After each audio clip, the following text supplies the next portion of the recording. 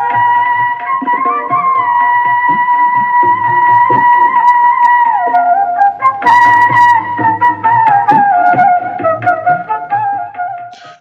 প্রীতি ও শুভেচ্ছা জানিয়ে শুরু করছি বিবিসি সংবাদ নিয়ে আমাদের প্রতিদিন সকালের আয়োজন বিবিসি প্রত্যুষা। আপনাদের সঙ্গে আছি আমি আকলাক আহমেদ। শুরুতে দেখে নিচ্ছি আজকের সংবাদ শিরোনামগুলো। বিএসএফ 2 বাংলাদেশিকে ধরে নিয়ে যাওয়ার 2 ভারতীয়কেও ধরে নিয়ে এসেছে বাংলাদেশিরা।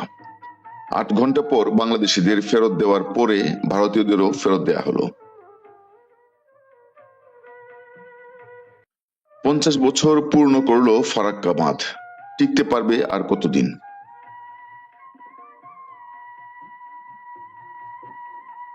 এবং পত্রিকার শিরোনাম, বিএনপি সমঝোতা চায়, ক্ষমা ও আওতা ঠিক হবে পরে।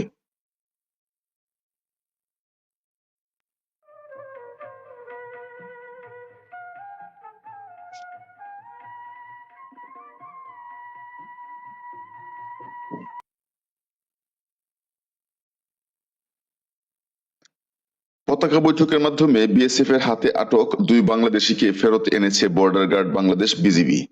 গতকাল এক প্রেস বিজ্ঞপ্তির মাধ্যমে বিষয়টি জানিয়েছে বাংলাদেশের সীমান্তরক্ষী বাহিনী। বিজ্ঞপ্তিতে বলা হয়, আনুমানিক বেলা 11:30টার দিকে দিনাজপুর সীমান্ত পিলারের কাছাকাছি এলাকায় 8 থেকে 10 জন বাংলাদেশি নাগরিক নিজের জমিতে কাজ করছিলেন। কাজ করার এক পর্যায়ে শূন্য লাইন অতিক্রম করে তারা ভারতের অভ্যন্তরে ধান মাড়াইয়ের কাজ করে। এ সময় বিএসএফ সদস্যরা তাদের ধাওয়া করে 2 জন বাংলাদেশি নাগরিককে বিএসএফ সদস্যরা আটক করে, বাকিরা বাংলাদেশের ভেতরে চলে আসে। পরে স্থানীয় এলাকাবাসী সীমান্তবর্তী এলাকায় নিজস্ব জমিতে কাজ করার সময় 2 জন ভারতীয় নাগরিককে ধরে বিজিবি টহল দলের কাছে হস্তান্তর করে। পরে শুক্রবার 6টা 40 মিনিটে বিজিবি বিএসএফ কোম্পানি কমান্ডার পর্যায়ের বৈঠকের মাধ্যমে 2 দেশের নাগরিকদের নিজ নিজ দেশের কাছে হস্তান্তর করা হয়। উল্লেখ্য, বিএসএফ যে 2 জন বাংলাদেশি নাগরিককে ধরে নিয়ে গিয়েছিল তারা হলেন দিনাজপুরের বিরল উপজেলার কাঠালিয়া গ্রামের ইসরাইল হোসেনের ছেলে মোহাম্মদ এনামুল হক বয়স 55 এবং তার ছেলে মোহাম্মদ মাসুদ রানা বয়স 26। আর এর জেরে স্থানীয়রা আটকে রেখেছিল ভারতের দক্ষিণ দিনাজপুর জেলার কালিয়াগঞ্জ থানার অনন্তপুর গ্রামের সুরেন টুডুর ছেলে অবিনাশ টুডু বয়স 22 এবং একই গ্রামের নুরদুস সোরেনের ছেলে ফিলিপ সোরেন বয়স 33।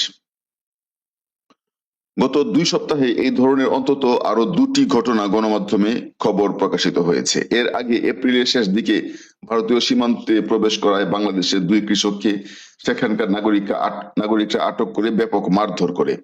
তারা দুজনই হবিগঞ্জের মাধবপুর উপজেলা সীমান্তবর্তী তুলসীপুর গ্রামের বাসিন্দা। খবর পেয়ে ভারতীয় সীমান্তরক্ষী বাহিনী বিএসএফ তাদের আহত অবস্থায় উদ্ধার করে পরে পতাকা বৈঠক করে 20 এপ্রিল সন্ধ্যায় তাদের বাংলাদেশের কাছে হস্তান্তর করা হয়। ফেরার পর তাদের বিরুদ্ধে ভারতে অবৈধভাবে প্রবেশের অভিযোগ এনে থানায় মামলা করেছে বিজিবি।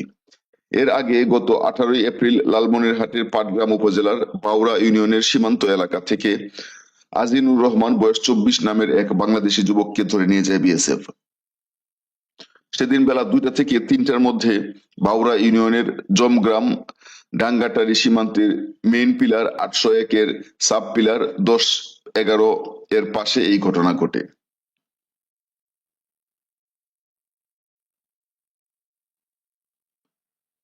বাংলাদেশ ও ভারতের দ্বিপাক্ষিক সম্পর্কের মধ্যে সবচেয়ে বেশি দিন ধরে অস্বস্তির কারণ হয়ে থেকেছে যে বিষয়টি, সেটি নিঃসন্দেহে ফারাক্কা বাঁধ। ভারতে এটির পোশাকি নাম ফারাক্কা ব্যারেজ প্রকল্প এবং বহু আলোচনা ও বিতর্ক পেরিয়ে চলতি বছরের এই মে মাসে প্রকল্পটি 50 বছর পূর্ণ করছে।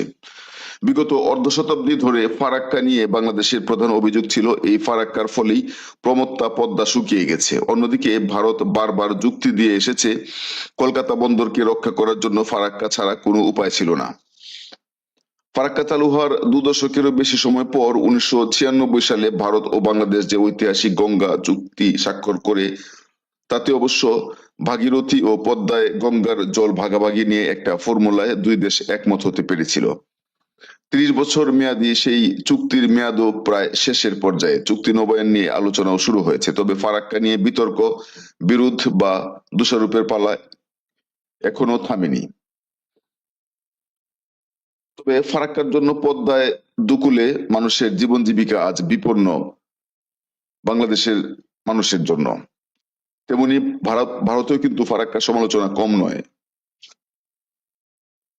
মাত্র কয়েক বছর আগে ফারাক্কা ব্যারেজ ভেঙে দেওয়ার দাবি তুলেছিল বিহার সরকার।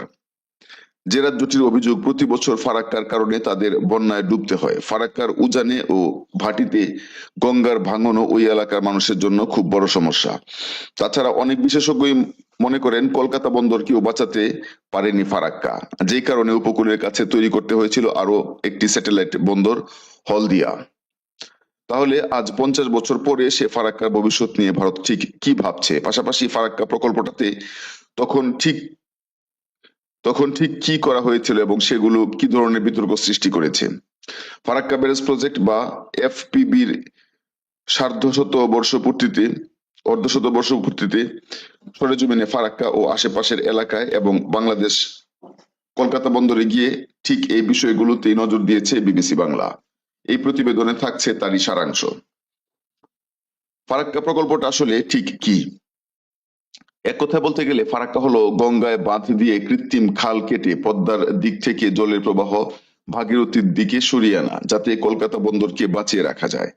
প্রকল্পের বর্তমান প্রধান টেকনোক্রেট আর ডি দেশপান্ডের বলতে কোনো দ্বিধা নেই যে তিনি বলেন, যে লক্ষ্য সামনে রেখে ফারাক্কা তৈরি করা হয়েছিল আমরা জোর গলায় বলতে পারি সেটা পুরোপুরি সফল হয়েছে। কলকাতা বন্দর যে আজও টিকে আছে তা ফারাক্কার জন্যই। আসলে বাংলাদেশ সীমান্ত থেকে 18 কিলোমিটার উজানে নির্মিত এই প্রকল্পটির মূল লক্ষ্যই ছিল গঙ্গার প্রবাহ থেকে অতিরিক্ত জল ভাগীরথীতে সরিয়ে আনা ও তার মাধ্যমে কলকাতা বন্দরকে বাঁচানো, যার জন্য কাটা হয়েছিল প্রায় 40 কিলোমিটার লম্বা একটি লিংক ক্যানেল বা কৃত্রিম খাল। ফারাক্কা ব্যারেজ প্রকল্পের সুন্দর সাজানো গুছানো টাউনশিপে নিজের বাতানুকূল অফিস গড়ে বসে আর ডি দেশপান্ডে বিবিসিকে বলছিলেন, পদ্মা নয়, গঙ্গার মূল প্রবাহ আগে ভাগীরথী দিয়েই যেত। ফারাক্কা শুধু সেই পুরনো ইতিহাসকেই কিছুটা ফিরিয়ে এনেছে। তিনি জানাচ্ছেন, গঙ্গোত্রী থেকে উৎপন্ন হয়ে যে পবিত্র গঙ্গা নদী 700 বছর আগেও তার পুরো প্রবাহটা কিন্তু এখানকার ভাগীরথী হুগলি দিয়েই যেত, আর মোহনায় তা সাগর দ্বীপের কাছে গিয়ে মিশত। ওই গঙ্গার আসল মোহনা ছিল বলে সেই তীর্থের নাম হয়েছিল গঙ্গাসাগর। তখন পদ্মা ছিল গঙ্গার একটা ছোট নদী, কিন্তু পঞ্চদশ শতাব্দী থেকে ধীরে ধীরে সেই প্রবাহ পদ্মার দিকে সরতে থাকে। ফলে ব্রিটিশ আমলে যখন দেখা গেল যে তাদের জাহাজ কলকাতা বন্দরে ন্যূনতম ড্রাফটও পাচ্ছে না, তখন 1853 সালে ব্রিটিশ প্রকৌশলী স্যার আর্থার কটন গঙ্গা থেকে সম্ভাব্য দুটো জায়গায় রাজমহল বা ফারাক্কায় খাল কেটে ভগীরথীতে জল টানার প্রস্তাব দেন। ফারাক্কা থেকে খাল কাটলে দৈর্ঘ্য অনেক কম হবে বলে অবশেষে ফারাক্কাকেই এই কাজের জন্য বেছে নেওয়া হয়। স্বাধীনভাবে ভারতে 1961 সালে অবশেষে সেই প্রকল্পের কাজ শুরু হয়, আর 1975 সালে এসে তৎকালীন প্রধানমন্ত্রী ইন্দিরা গান্ধী জাতির উদ্দেশ্যে উৎসর্গ করেন ফারাক্কা ব্যারেজ। প্রকল্পের কাজ অবশ্য তারও কয়েক বছর আগেই প্রায় শেষ হয়ে গিয়েছিল, কিন্তু 71-এ স্বাধীন বাংলাদেশের জন্ম ফারাক্কার কমিশনিং পিছিয়ে দিয়েছিল বলে অনেকেই মনে করেন। ফারাক্কার কাজ যখন শুরু হয় তখন গঙ্গার ভাটিতে ছিল শত্রু দেশ পূর্ব পাকিস্তান, কিন্তু রাতারাতি সেখানে একটি বন্ধু দেশ চলে আসার ফলে ভারতের একতরফাভাবে গঙ্গা থেকে জল প্রত্যাহার ভারতের জন্য বিড়ম্বনার কারণ হয়ে উঠেছিল। যদিও অবশেষে 1975-এর গোড়ার দিকে এসে ইন্দিরা গান্ধী শেখ মুজিবুর সঙ্গে একটা বোঝাপড়ায় আসতে সক্ষম হন। ঠিক হয় এপ্রিল থেকে মে মাসে প্রতি 10 দিন অন্তর গঙ্গা থেকে পরীক্ষামূলকভাবে নির্দিষ্ট পরিমাণ জল সরানো হবে। সেই পরীক্ষা অবশ্য পরেও আরো বহু বছর চলতে থাকে। সে বছরের মে মাসেই আনুষ্ঠানিকভাবে ফারাক্কার উদ্বোধন করেন সে দেশের সেচ মন্ত্রী জগজীবন রাম। পরবর্তী 50 বছর ধরে যা কয়েক কোটি কিউসেক বাড়তি জল কলকাতায় এনে ফেলেছে। ভূতাত্ত্বিক ও নদী গবেষক ডক্টর পার্থসারথী চক্রবর্তী বলছিলেন, কলকাতা বন্দরে 1960 সাল পর্যন্ত আমাদের নাব্যতা ছিল 60 ফুট ড্রাফট ছিল, এবং তাতে 291 দিন এই বন্দরে জল ঢুকতো, মানে ওই 26 ফুট ড্রাফটের জাহাজ ঢুকতো। 1960 সালের পর থেকে কিন্তু মারাত্মক অবস্থা হয়। এখন এই ফারাক্কা অঞ্চল কেন? ফারাক্কা অঞ্চলকে ব্যারেজ করার জন্য বাছা হলো, তার কারণ সেখানে 100 বছরের মধ্যে নদী নাড়াচাড়া করেনি, তার ব্যাংকের মধ্যে ছিল, এবং ওই ব্যারেজটা ওইখানে করলে ব্যারেজটা ঠিক মতো স্টেবিলিটি থাকবে। তিনি আরো জানাচ্ছেন, ফারাক্কা এমন ব্যবস্থা নেওয়া হয়েছিল ফারাক্কায় যাতে কলকাতায় সম্পূর্ণ সিল্ট ফ্রি বা পলিমুক্ত জল সরবরাহ করা যায়। তার জন্য ওখানে ছাঁকনি দেওয়া আছে, যে কারণে ফারাক্কার জল কলকাতায় পানীয় জল হিসাবেও সাপ্লাই দেওয়া হয় বলছিলেন মিস্টার চক্রবর্তী। এর ফলে 1000 মাইলেরও বেশি পথ পেরিয়ে উত্তর ভারতের লাইফলাইন গঙ্গা ফারাক্কাতে এসে ব্যারেজের বাধায় পড়েছে, আর সেখানে মোট 109টি লক গেটেই নিয়ন্ত্রিত হচ্ছে জলের প্রবাহ। আর ফারাক্কাতে নদীর ডান দিক থেকে কাটা হয়েছে 338.3 কিলোমিটার লম্বা ভাগীরথী ফিডার ক্যানেল, যা জঙ্গিপুরের কাছে ভাগীরথীতে গিয়ে মিশেছে এবং পরে সেই নদী হুগলি নামে পরিচিত পেয়েছে। এককালের ছোট্ট গ্রাম ফারাক্কাকে কেন্দ্র করে তৈরি হয়েছে একটি আধুনিক উপনগরী। পশ্চিমবঙ্গের উত্তর ও দক্ষিণ প্রান্তের মধ্যে রেল ও সড়ক যোগাযোগ স্থাপন করেছে ব্যারেজের উপর দিয়ে তৈরি ট্রেন লাইন ও রাস্তা। ক্যানেলের জলে প্রচুর মাছ ধরা পড়ে, এমনকি ইলিশও। ভারতে হলদিয়া থেকে এলাহাবাদ পর্যন্ত বিস্তৃত 1 নম্বর জাতীয় জলপথেরও অতি গুরুত্বপূর্ণ অংশ এই ক্যানেল। 80-র দশকে ফারাক্কাতে এনটিপিসির যে তাপবিদ্যুৎ কেন্দ্র গড়ে তোলা হয়, তারাও ব্যবহার করে এই ক্যানেলের জল। ভাটির দিকে মুর্শিদাবাদের সাগর দিঘিতে পশ্চিমবঙ্গ সরকারও একটি তাপবিদ্যুৎ কেন্দ্র স্থাপন করেছে, তারাও এই জলের উপর নির্ভরশীল। সব মিলিয়ে ফারাক্কা শুধুমাত্র একটি বাঁধ ও খালি নয়, এই প্রকল্পকে ঘিরে গত 50 বছরে একটা বিরাট ক্যানভাসে আঁকা হয়ে গেছে বলা চলে, যাকে বিশেষজ্ঞরা ফারাক্কা ইকোসিস্টেম নামে বর্ণনা করে থাকেন। ফারাক্কা নিয়ে ভারতেও এত বিতর্ক কেন? ফারাক্কা প্রায় জন্মলগ্ন থেকেই এই প্রকল্পের কার্যকারিতা নিয়ে ভারতেও অনেক বিশেষজ্ঞ সন্দিহান ছিলেন, তবে কলকাতা বন্দরকে বাঁচানোর যুক্তিটা এতটাই প্রবল ছিল যে সেই সব আপত্তি বিশেষ ধাপে টেকেনি। পশ্চিমবঙ্গ সরকারের সেচ বিভাগের একজন শীর্ষস্থানীয় প্রকৌশলী কপিল ভট্টাচার্য তো ফারাক্কার বিরোধিতা করে সরকারি চাকরিও ছেড়ে দিয়েছিলেন। ফারাক্কা প্রকল্প কেন বিপজ্জনক তার পক্ষে যুক্তি দিয়ে তিনি অনেক লেখালেখিও করেছেন। পরবর্তী জীবনে কপিল ভট্টাচার্য অ্যাক্টিভিস্টে পরিণত হন, যুক্ত ছিলেন মানবাধিকার সংগঠন এপিডিআর এর সঙ্গেও। 1889 সালে মিস্টার ভট্টাচার্যের মৃত্যুর 27 বছর পর 2016 সালে বিহারের রাজ্য সরকার ফারাক্কা বাঁধ তুলে দেওয়ার জন্য কেন্দ্রের কাছে দাবি জানায়। তখন বিহারের মুখ্যমন্ত্রী নীতিশ কুমার প্রধানমন্ত্রী নরেন্দ্র মোদীর সঙ্গে দেখা করে যুক্তি দিয়েছিলেন ফারাক্কার জন্যই তার রাজ্য প্রতি বছর বন্যায় ভেসে যাচ্ছে, অতএব বাঁধটাই তুলে দেওয়া হোক। নীতিশ কুমার তখন প্রকাশ্যে সাংবাদিকদের বলেছিলেন, গঙ্গায় খুব বেশি পলি পড়েছে বলেই এই পরিস্থিতি তৈরি হয়েছে, আর যখন থেকে ফারাক্কা বাঁধ তৈরি হয়েছে তখন থেকে এই অবস্থা। নইলে আগে এই নদীর প্রবাহের সঙ্গে অনেকটা পলি বঙ্গোপসাগরে চলে যেত, সমুদ্রে গিয়ে মিশত।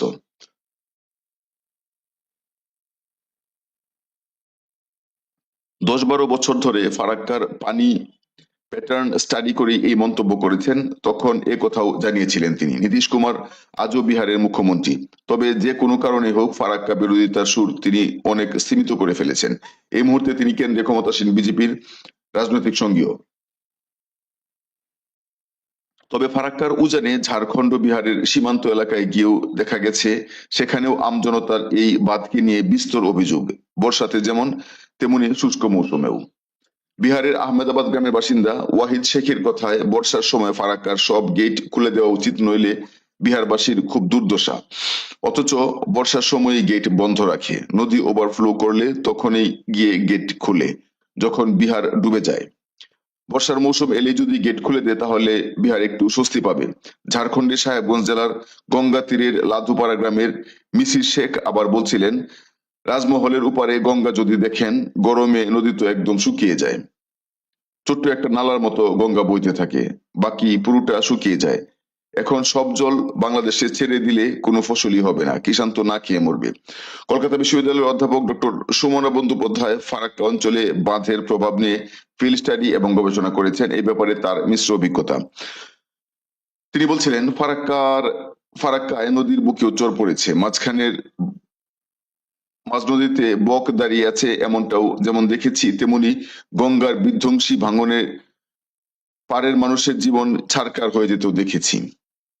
সুমনা বন্দ্যোপাধ্যায়ের কথায়, এই নদীর যে প্যাটার্নের চেঞ্জটা ইটসেলফ নদীটার মধ্যেই, তার দুই পারে সবটারই উপরে একটা ইম্প্যাক্ট ফেলেছে ফারাক্কা ব্যারেজ। ডেফিনেটলি তার পজিটিভ গুলো আমরা পেয়েছি, নেগেটিভ গুলো আমরা দেখতে পাচ্ছি। ফারাক্কাতে তার শেষ ফিল্ড স্টাডি স্থানীয় গ্রামবাসীর ফারাক্কা বাঁধকে তুলনা করেছিলেন একটা সাপের মাথা চেপে ধরার সঙ্গে। এমনি ভাবে দেখালো যে একটা সাপ রয়েছে, তার মুখটা আপনি চেপে ধরলেন, মানে মাথাটা, তাহলে সে তো দেখবেন ছটফট করছে বেরোনোর জন্য। এজ ইফ ব্যারেজটা যেন একটা সাপের মুখটা চেপে ধরার মতো জিনিস। এবং নদী তখন নদীর কোর্সটা তো পাল্টাচ্ছে, সে তো এককভাবে যেতে পারছে না। সে যেহেতু রেস্ট্রিক্টেড বাউন্ডেড, তাই সে আরো বেশি করে প্যাটার্নটা, কার্ভস গুলো আরো বেশি হচ্ছে ছটফট করার মতো। ওরা সুন্দর একটা এক্সপ্লেনেশন দিয়েছিল, জানাচ্ছেন তিনি। ফারাক্কার নির্বাচিত জনপ্রতিনিধি আবার জানাচ্ছেন, নদীর ভাঙন ঠেকাতে না পারলে ফারাক্কা অচিরেই তাদের জন্য চরম সর্বনাশ ডেকে আনবে। ফারাক্কা আসনের এমএলএ বা বিধায়ক মনিরুল ইসলাম বিবিসি বাংলাকে বলছিলেন, ফারাক্কার জন্য আমাদের যোগাযোগ ব্যবস্থাটা অবশ্যই ভালো হয়েছে। উত্তরবঙ্গের সঙ্গে দক্ষিণবঙ্গের মেলবন্ধন এটা তৈরি করেছে, কিন্তু আমাদের আপিল কি গঙ্গার ড্রেজিংটা করে দিলে আমাদের আপিল কি গঙ্গার ড্রেজিংটা করে দিলে আমরা কিন্তু বিপদমুক্ত হব আর কি। এই ড্রেজিং না করলে আগামী 50 বছর বলছেন কেন, অল্প কিছুদিনের মধ্যেই আমরা নদীর গর্ভে চলে যাব। তো আমাদের কাছে ব্যারেজ একরকম অভিশাপের কারণ হয়ে দাঁড়িয়ে গেছে আর কি। তিনি আরো বলছিলেন, মুর্শিদাবাদের মুরগ্রাম থেকে নিয়ে আপনার মালদা পর্যন্ত আমাদের এই ভৌগোলিক অবস্থানটা দেখবেন, আমাদের একটা সরু রাস্তার উপর বাস করছি আমরা। ওদিকে ঝাড়খণ্ড, একদিকে নদী, বাংলাদেশ, এটুকুই। তাই আমাদের হাজার একর যে নদীর গর্ভে গিয়েছে, মাঝ নদীটাকে যদি ড্রেজিং করে পাথর দিয়ে বেঁধে দেওয়া হয় আর কি, তাহলে অনেক লোক ওখানে চাষবাস করবে, বাড়িঘর করে থাকতে পারবে। কেন্দ্রের কাছে দাবি জানাচ্ছেন তিনি। তবে ফারাক্কা নিয়ে এরকম অনেক বিতর্ক থাকলেও বাঁধ তুলে দেওয়ার প্রস্তাব নিয়ে কাজ কিন্তু বিশেষ এগোয়নি। ফারাক্কা বাঁধ ডিকমিশন করতে নীতিশ কুমার প্রস্তাব দেওয়ার পর জলসম্পদ মন্ত্রণালয় কিন্তু একটি বিশেষজ্ঞ কমিটিও গঠন করেছিল, যাতে কেন্দ্রের তরফ থেকে 5 জন আর বিহার সরকারের তরফ থেকে 5 জন সদস্য ছিলেন। সেই কমিটিতে বিহারের অন্যতম প্রতিনিধি হিসেবে ছিলেন দেশের সুপরিচিত নদী বিশেষজ্ঞ ও গবেষক হিমাংশু ঠক্কর। মিস্টার ঠক্কর বিবিসিকে বলছিলেন, আমার দায়িত্ব ছিল ফারাক্কা বিহারের উপর ঠিক কি প্রভাব ফেলে তা নিরূপণ করা, কিন্তু ফারাক্কা হওয়ার আগে ও পরে নদীতে ড্রেনেজ ফারাক্কা নদীতে ড্রেনেজ কনজেশনস কি, বন্যার তীব্রতা ও কত ঘন ঘন বন্যা হয়েছে, নদীর ধারণ ক্ষমতা কত, সে ব্যাপারে সেন্ট্রাল ওয়াটার কমিশন আমাদের কোনো তথ্যপাত্রই দেয়নি, ফলে আমরা কোনো সিদ্ধান্তে আসতে পারিনি। তবে ফারাক্কার বিরূপ প্রভাব যে গোটা এলাকায় পড়েছে তাতে মিস্টার ঠক্করের কোনোই সন্দেহ নেই। নীতিশ কুমারের প্রস্তাবে যথেষ্ট যুক্তি ছিল বলে তিনি মনে করেন। আগামী 50 বছরে ফারাক্কার ভবিষ্যৎ কি? ফারাক্কা থেকে টানা ফিডার ক্যানেল শুষ্ক মৌসুমে কতটা জল টানা যাবে, আর মূল নদী দিয়ে পদ্মায় কতটা জল ছাড়া হবে, 1996 সালে স্বাক্ষরিত গঙ্গা চুক্তির মূল কথা কিন্তু সেটাই। এখানকার চুক্তি বলছে, প্রতি বছরের 1 জানুয়ারি থেকে 30 মে এই শুকনো মৌসুমের সময়টায় প্রথম 10 দিন ক্যানেল আর পরের 10 দিন পদ্মা অন্তত 35,000 কিউসেক পানি জল পাবেই। অ্যাসিউড অ্যামাউন্ট বা প্রতিশ্রুত পরিমাণ হচ্ছে এটা। এই জলের প্রবাহ ঠিকঠাক যাচ্ছে কিনা তা দেখার জন্য ব্যারেজ থেকে কয়েকশো মিটার দূরে ভাটির দিকে মনিটরিং স্টেশনও আছে, যেখানে ভারত ও বাংলাদেশের প্রকৌশলীরা একসঙ্গে সার্বক্ষণিক অবস্থান করেন। ঠিক একই ধরনের যৌথ মনিটরিং স্টেশন আছে বাংলাদেশের দিকে পদ্মার উপরে হার্ডিঞ্জ ব্রিজের কাছেও। এখন আগামী বছর অর্থাৎ 2026-এ কোন শর্তে সেই গঙ্গা চুক্তি নবায়ন হয় বা আদৌ হয় কিনা যথারীতি তার উপরে অনেকটা নির্ভর করছে ফারাক্কার ভবিষ্যৎ। এদিকে উজানের বিহারে কিংবা ভাঙনে ক্ষতিগ্রস্ত মানিকচক ধুলিয়ানে ফারাক্কাকে নিয়ে যতই বিতর্ক হোক, খুদ ফারাক্কা এলাকার গ্রামবাসীরা কিন্তু প্রকল্পের কারণে খুশি, তারা চান বাঁধের দীর্ঘায়ু। ফারাক্কা উপনগরী লাগোয়া পালসি গ্রামের বাসিন্দা তপন মিশ্র যেমন বলছিলেন, অনেক কিছু থেকে সুবিধা হয়েছে, যেমন কৃষকরা জল পাচ্ছে, জেলেরা মাছ ধরে দুটো খেতে পাচ্ছে। এই বাঁধ হওয়াতে এখানে শহর তৈরি হয়েছে মোটামুটি ছোটখাটো একটা, কেউ বিজনেস করে খাচ্ছে, কেউ চাকরি করে খাচ্ছে। দূর দূর ঝাড়খণ্ড ফারখণ্ড দূর দূর ঝাড়খণ্ড ফারখণ্ড কোথায় বন্যা হচ্ছে ওটা ধরলে তো আমাদের চলবে না। ভালো হয়েছে, খারাপ হয়নি। ফারাক্কা ব্রিজ হওয়ায় স্থানীয় মৎস্যজীবী খকেন প্রামাণিকের আবার খুব সুবিধা হয়েছে দূর দূরান্তে মাছের চালান পাঠাতে। তিনি যোগ করেন, এই গঙ্গায় যে ব্রিজটা হয়েছে, ব্রিজটা হওয়াতে কি উত্তরবঙ্গের সঙ্গে দক্ষিণবঙ্গের দারুণ যোগাযোগ হয়েছে। এটা মেইন মেরুদণ্ড হয়ে গেছে উত্তরবঙ্গের জন্য। আগে এখানে সকালে নৌকাতে চাপলে দুপুরে বা বৈকালে গিয়ে পৌঁছাতে পারে, সেই জিনিসটা এখন আর নেই। ফারাক্কার হিউম্যান জিওগ্রাফি নিয়ে কাজ করেছেন গবেষকরা, তারা অবশ্য নিশ্চিত নন সাধারণ লোকের ভাবনা প্রকল্পে কতটা গুরুত্ব পেয়েছে। সুমন বন্দ্যোপাধ্যায় যেমন বলছিলেন, আমার রিলিজিয়ান্স বিল্ডিং এর মাধ্যমে যদি আমি মানুষের মতামত, তাদের চোখ দেখা বা তাদের এক্সপিরিয়েন্স, কিভাবে তারা দেখছে নদীটাকে, সেটাকে যদি আমরা ধরতে না পারি, তাহলে কিন্তু একটা গ্যাপ রয়ে গেল। আপনি যেটা বলছেন যে 50 বছর পর কি হবে, এই গ্যাপটা কিন্তু আগাগোড়াই রয়ে গেছে। আমরা কিন্তু কখনো দেখছি না এই রেজিলিয়েন্স বিল্ডিং এর মধ্যে মানুষকে ইনভলভ করা হচ্ছে বা কমিউনিটি গুলোকে ইনভলভ করা হচ্ছে। তিনি আরো মনে করেন ফারাক্কাকে ঘিরে যে প্রযুক্তিগত সমাধান ভাবা হচ্ছে, কত বছর তার মেয়াদ বা তারপর কি হবে এগুলো নিয়ে একটা স্পষ্টতা আছে। আর সেখানে স্বাভাবিকভাবেই মানুষের সঙ্গে প্রজেক্টের একটা দূরত্ব তৈরি হয়েছে। কারণ একটা শক্তিশালী নদী, সেটাও তো আমাদের মেনে নিতে হবে যে তার একটা ন্যাচারাল প্রসেস বা স্বাভাবিক গতি ও ছন্দ আছে। সেটা গ্রামের মানুষ যেভাবে বুঝছে, আমরাও বুঝছি, আমরা সেভাবে বুঝছি না, বলছিলেন সুমনা বন্দ্যোপাধ্যায়।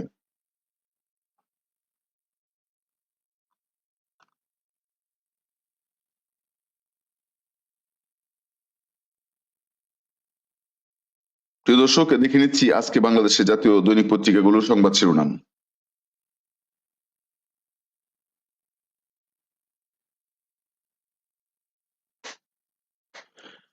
সমকাল পত্রিকার শিরোনাম, বিএনপি সমঝোতা চায়, ক্ষমা ও আওতা ঠিক হবে পরে। প্রতিবেদনে বলা হচ্ছে, বিএনপি স্থায়ী কমিটির সদস্য সালাউদ্দিন আহমেদ মনে করেন দেশে শান্তি ও স্থিতিশীলতা আনতে প্রয়োজন জাতীয় সমঝোতা বা রিকনসিলিয়েশন। এই জন্য ন্যাশনাল রিকনসিলিয়েশন কমিশন গঠনের প্রস্তাব করা হয়েছে। তবে কারা এর আওতায় আসবে তা পরবর্তীতে আলোচনার মাধ্যমে নির্ধারিত হবে বলে তিনি জানিয়েছেন। সালাউদ্দিন আহমেদ সমকালকে বলেন, সংবিধানের মূলনীতিতে আল্লাহর উপর আস্থা ও বিশ্বাস রাখলেও ধর্মীয় সমতা ও স্বাধীনতা রক্ষা পাবে। আনুপাতিক পদ্ধতিতে উচ্চকক্ষ গঠনের বিরোধিতা করে বিএনপি বলছে এতে রাষ্ট্র পরিচালনায় জটিলতা এবং অনিশ্চয়তা বাড়বে। তত্ত্বাবধায়ক সরকারের প্রস্তাবে বিএনপি বিকল্প চিন্তা করছে যাতে বিচার বিভাগ না জড়ায়, কারণ অতীতে এর কারণে বিচার বিভাগ প্রশ্নবিদ্ধ হয়েছে। সালাউদ্দিন আহমেদ বলেন, প্রধানমন্ত্রীর ক্ষমতা কমিয়ে ভারসাম্যহীনতা সৃষ্টি নয়, বরং সাংবিধানিক প্রতিষ্ঠানগুলোকে শক্তিশালী করা উচিত। তিনি মনে করেন সংসদের বাইরে সংবিধান সংস্কার আইনানুগ হবে না, তাই আগামী সংসদের মাধ্যমেই তা করতে হবে। দ্য বিজনেস স্ট্যান্ডার্ডের শিরোনাম, রাজনৈতিক পট পরিবর্তনের পর রাজনীতির ক্রেতারা উধাও হয়ে যাওয়ায় বিলাসবহুল আবাসন খাতে ধস। প্রতিবেদনে বলা হচ্ছে, বাংলাদেশ সরকার পরিবর্তনের পর বিলাসবহুল ফ্ল্যাট বাজারে বড় ধস নেমেছে। আগের সরকারের সঙ্গে সংশ্লিষ্ট অনেক প্রভাবশালী রাজনীতিবিদ, এমপি ও মন্ত্রী দেশ ছেড়ে পালিয়ে গেছেন বা গ্রেপ্তার হয়েছেন। ফলে তারা যেসব বিলাসবহুল ফ্ল্যাট বুকিং করেছিলেন সেগুলোর চুক্তি বাতিল হয়ে গেছে। অনেকেই কিছু কিস্তি দিয়ে আর টাকা দেননি এবং টাকা ফেরত চেয়ে ফ্ল্যাট ছাড়তে বলেছেন। ঢাকার বারিধারায় একটি 6 তলা বিলাসবহুল প্রকল্পে এমন 3 জন সাবেক এমপি ফ্ল্যাট বুক করেছিলেন, কিন্তু 6টি কিস্তি দিয়ে আর দেননি। এখন সেই ফ্ল্যাটগুলো ফের বিক্রি করার চেষ্টা চলছে। গুলশান, বনানী, ধানমন্ডি, বসুন্ধরা, নিকেতন সহ অভিজাত এলাকায় বিলাসবহুল ফ্ল্যাটের চাহিদা ব্যাপকভাবে কমে গেছে। 2024 সালের জানুয়ারি থেকে জুলাই মাসের মধ্যে 700টির বেশি বিলাসবহুল ফ্ল্যাট বিক্রি হলেও ওই বছরের অগাস্ট থেকে চলতি বছরের মার্চ পর্যন্ত বিক্রি হয়েছে মাত্র 39টি বিলাসবহুল ফ্ল্যাট। শুধু বিলাসবহুল নয়, মাঝারি ও সাধারণ ফ্ল্যাট বিক্রিও কমে গেছে। অনেক প্রকল্পে শত শত ফ্ল্যাট বিক্রির অপেক্ষায় আছে। রিহাব বলছে, বাজার স্থিতিশীল করতে সরকারের হস্তক্ষেপ দরকার। আগে যে গোপন অর্থ দিয়ে অনেকে বিনিয়োগ করতেন তা এখন বন্ধ হয়ে গেছে। সরকার বলছে বৈধ আয়ে ফ্ল্যাট কিনলে বাধা নেই, তবে অন্যভাবে সহায়তা করার সুযোগ তাদের হাতে সীমিত। প্রথম আলোর শিরোনাম, গণহত্যার বিচার গণহত্যার বিচারে আরো একটি ট্রাইব্যুনাল হচ্ছে।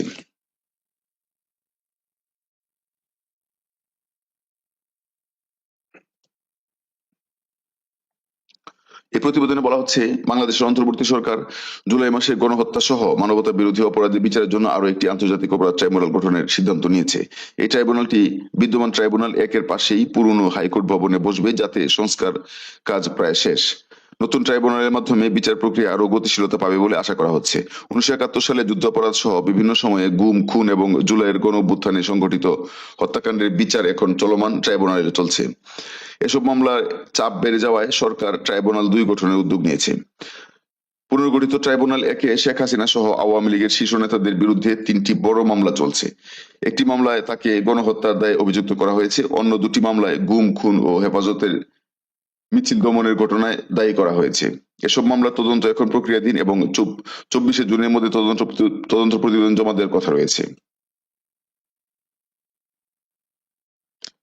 যুগান্তরের শিরোনাম, নিরাপত্তা ঝুঁকির আশঙ্কা। প্রতিবেদন বলা হচ্ছে, মিয়ানমারের রাখাইন রাজ্যে জান্তা সরকার ও বিদ্রোহী গোষ্ঠী আরাকান আর্মি সংঘর্ষ বাড়ায় বাংলাদেশে রোহিঙ্গা অনুপ্রবেশও বেড়েছে। প্রতি মাসে গড়ে 6,000-এর বেশি রোহিঙ্গা সীমান্ত পেরিয়ে বাংলাদেশে ঢুকছে। জীবন রক্ষায় পালিয়ে আসা এই মানুষদের আশ্রয় ও মানবিক করিডোরের প্রস্তাব দিয়েছে জাতিসংঘ, যা বাংলাদেশের নিরাপত্তা হুমকি তৈরি করতে পারে বলে আশঙ্কা করছেন বিশ্লেষকরা। ইতিমধ্যে নতুন আসা 1,15,000 রোহিঙ্গার বায়োমেট্রিক নিবন্ধন সম্পন্ন হয়েছে। এছাড়া আরো 5 থেকে 10,000 অনিবন্ধিত রোহিঙ্গা সীমান্ত এলাকায় রয়েছে। রোহিঙ্গাদের জন্মহার বাড়ছে, প্রতিদিন প্রায় 90 জন শিশু জন্ম নিচ্ছে। বিশেষজ্ঞদের মতে জাতিসংঘের প্রস্তাব বাস্তবায়ন হলে এটি কেবল মানবিক নয়, বরং কৌশলগত নিরাপত্তার বড় হুমকি হয়ে উঠবে।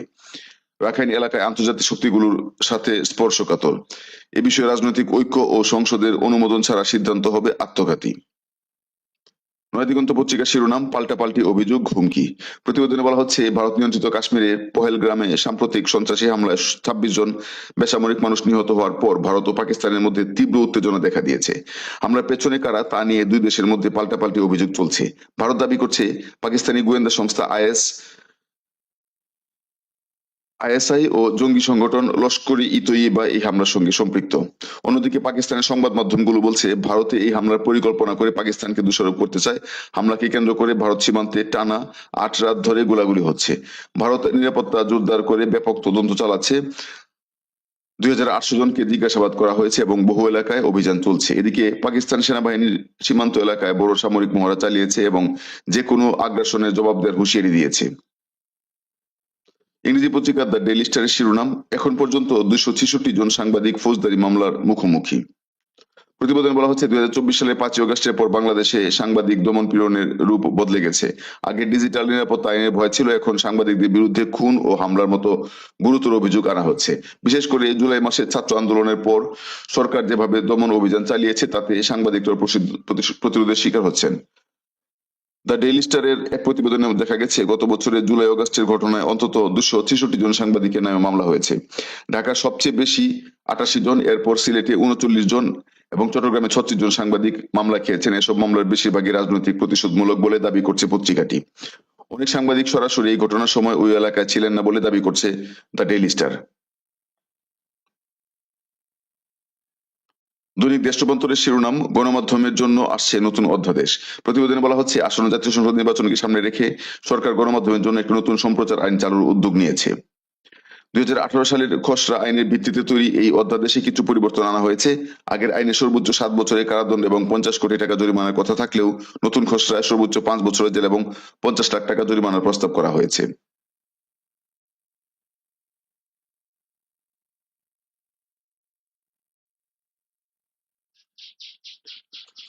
দৈনিক আমার দেশ পত্রিকার শিরোনাম, শাপলা গণহত্যায় মাস্টার মাইন্ড ছিলেন শেখ হাসিনা। ঢাকার মতিঝিল শাপলা চত্বরে 2013 সালে 5ই মে হেফাজতে ইসলামের সমাবেশে গণহত্যার মাস্টারমাইন্ড ছিলেন ক্ষমতাচ্যুত প্রধানমন্ত্রী শেখ হাসিনা স্বয়ং। তাই সরাসরি তার নির্দেশেই সেদিনের গণহত্যার ছক তৈরি করেছিলেন তৎকালীন ডিএমপি কমিশনার বেনজির আহমেদ। গণহত্যা পরিকল্পনা চূড়ান্ত ও বাস্তবায়নে বেনজির আহমেদের সঙ্গে মুখ্য ভূমিকায় ছিলেন র্যাবের গোয়েন্দা শাখার তৎকালীন প্রধান লেফটেন্যান্ট কর্নেল জিয়াউল আহসান এবং বিজিবির তৎকালীন মহাপরিচালক মেজর জেনারেল আজিজ আহমেদ। এর সঙ্গে পুলিশ, র্যাব ও বিজিবির তৎকালীন উচ্চপদস্থ 1 ডজনের বেশি কর্মকর্তা জড়িত ছিলেন। গণহত্যা পরিকল্পনা বাস্তবায়নে মতিঝিল এলাকায় বিদ্যুৎ সংযোগ বিচ্ছিন্ন করে দিয়ে গভীর অন্ধকারের মধ্যে সমাবেশের 3 দিক ঘিরে ফেলে রাষ্ট্রীয় 3 আইন শৃঙ্খলা বাহিনী যৌথভাবে অভিযান চালায়। পুলিশের অপারেশন সিকিউর শাপলা, র্যাবের অপারেশন ফ্লাশ আউট শাপলা এবং বিজিবির অপারেশন ক্যাপচার শাপলা নাম দিয়ে অভিযান চলে। ওই অভিযানে আইন শৃঙ্খলা রক্ষাকারী বাহিনীর 7,500 সদস্য নিয়োজিত ছিল। যৌথ অভিযানে 1.5 লক্ষাধিক গোলাবারুদ ব্যবহৃত হয়। শাপলা চত্বরে গণহত্যা নিহতের সঠিক সংখ্যা কত তার হিসাব এখনো অজানা। তবে নৃশংস নিষ্ঠুর ওই ঘটনার অনুসন্ধান করতে গিয়ে বিভিন্ন সূত্রে জানা গেছে শহীদের সংখ্যা 300-র বেশি। এর মধ্যে পুলিশের গোপন রিপোর্টে এই সংখ্যা 191 জন বলে একাধিক সূত্রে বলা হয়েছে। শাপলা চত্বর গণহত্যা নিয়ে মানবাধিকার সংগঠন অধিকার 2013 সালের 10ই জুন প্রথম অনুসন্ধানমূলক রিপোর্ট প্রকাশ করে। তাদের প্রাথমিক অনুসন্ধানের রিপোর্টে গুলিবিদ্ধ হয়ে হত্যার শিকার 61 জনের নাম ঠিকানা প্রকাশ করা হয়। আর আঞ্জুমানে মফিদুল ইসলামের বেওয়ারিশ লাশ দাফনের রেকর্ড থেকে জানা যায় 2013 সালের মে মাসে অস্বাভাবিক 367টি বেওয়ারিশ লাশ দাফন করা হয়, যা প্রায় প্রতি মাসে গড় বেওয়ারিশ লাশ দাফনের 4 গুণ বেশি ছিল।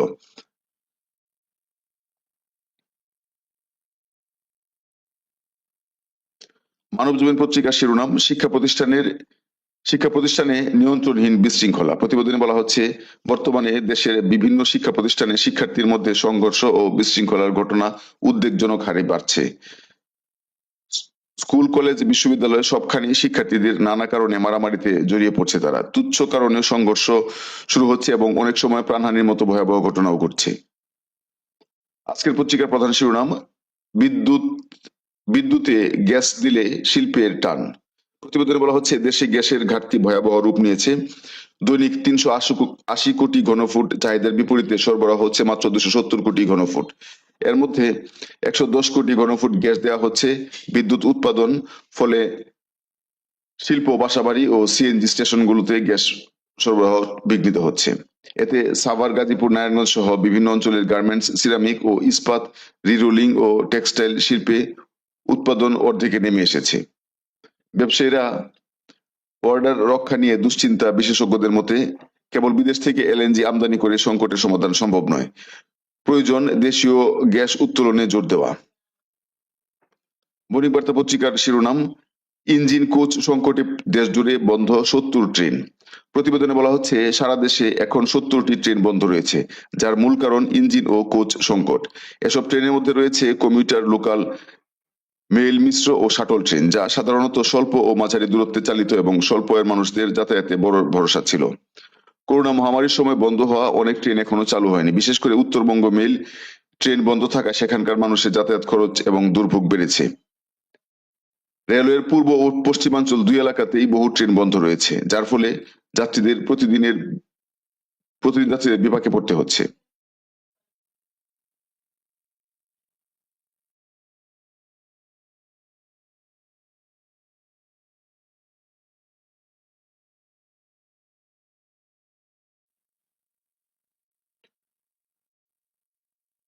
প্রিয় দর্শক, সংবাদ শেষ করার আগে দেখে নিচ্ছি আজকে সংবাদ শিরোনামগুলো আরেকবার।